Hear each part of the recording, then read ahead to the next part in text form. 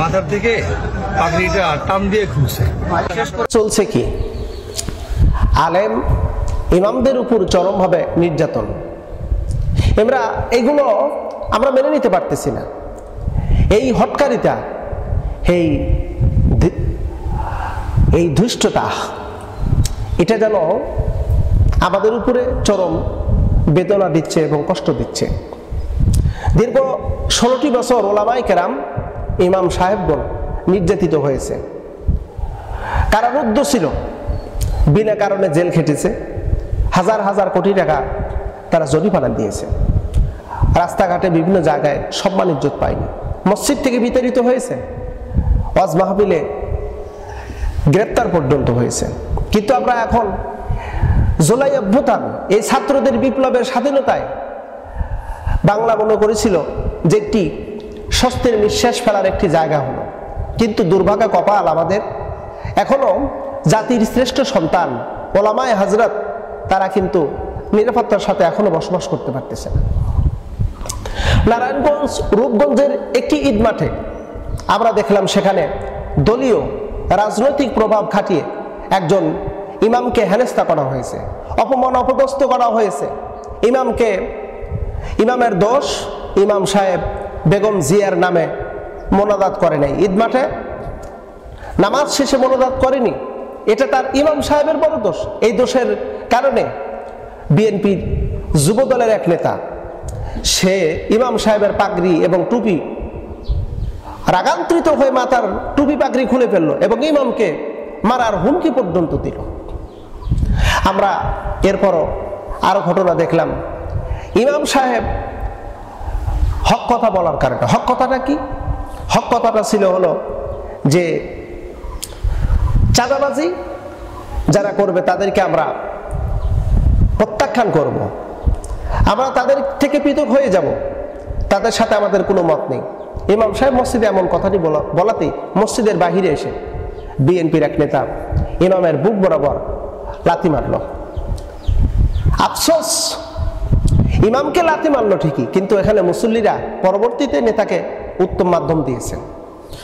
এরপরে আমরা আরো দেখলাম ইমাম সাহেব লক্ষ্মীপুর জেলায়, লক্ষ্মীপুরে ইমাম সাহেব ইয়াবা ফেন্সিডিলের বিরুদ্ধে কথা বলাতেন। বিএনপির ছাত্রদল এবং যুব দলের নেতারা তারা ইমাম সাহেবকে জব করলো, ইমামকে জব করলো রাতের গভীরে।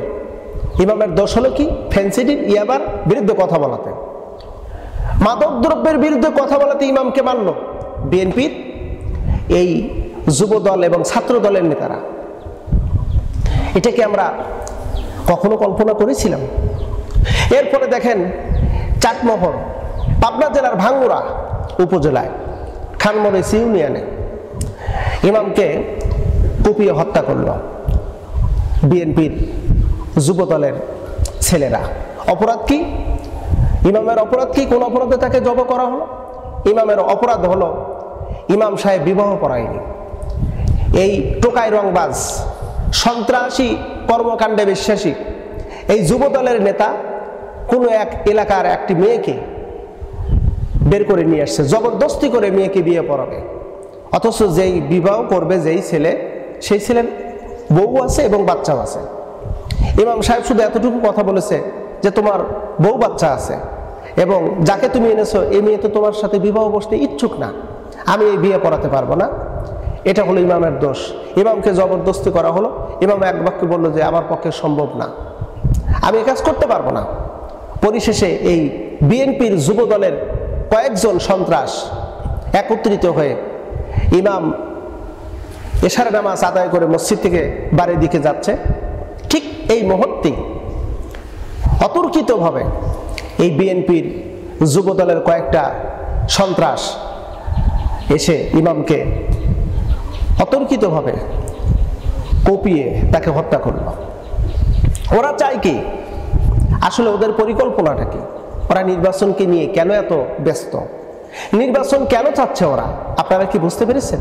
ওরা দখলদারি, চাঁদাবাজি, টেন্ডারবাজি, খুন, রাহাজানি, ধর্ষণ অলরেডি বাংলাদেশে যে পরিমাণ শুরু করেছে, ক্ষমতায় গেলে ওরা তো একটা লাইসেন্স পেয়ে যাবে, দলীয় একটা লাইসেন্স।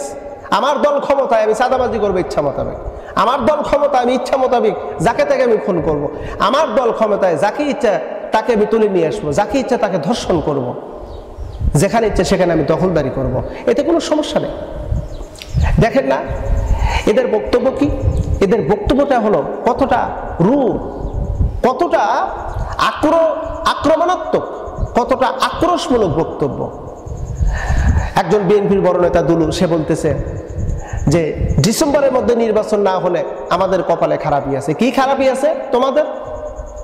আমরা জানি ডিসেম্বরের মধ্যে তোমরা নির্বাচন কেন চাও। তোমরা এই জন্য চাচ্ছাও যে আওয়ামী লীগ কেবল পুনর্বাসন করার জন্য। তোমরা এই জন্য নির্বাচন চাচ্ছাও যাতে আমরা খুব দ্রুত গতিতে দেশের এই সবকিছু, ইতিপূর্বে তো খাইছাও, তোমরা দুর্নীতিতে চ্যাম্পিয়ন হয়েছে, আবার নতুন করে দুর্নীতিতে তোমরা দুর্নীতি করে তোমাদের পকেট ভারী করার পরিকল্পনায় আছো। এক একজনের এক এক রকমের বক্তব্য। কেউ বলছে এই দেশকে সবচেয়ে বেশি ভালোবাসে হলো ভারত, ভারতের চাইতে কেউ বেশি বাংলাদেশকে কেউ ভালোবাসে না। ওরা বিভিন্ন সময় বিভিন্ন রকমের মন্তব্য করতেছে। আমরা এমন স্বাধীনতা চাইনি, তবে আমরা অন্তর্বর্তী সরকারের প্রধান উপদেষ্টাকে আমাদের উদাত্ত আহ্বান, আমাদের একটাই দাবি, আপনি নির্বাচন দিয়েন না।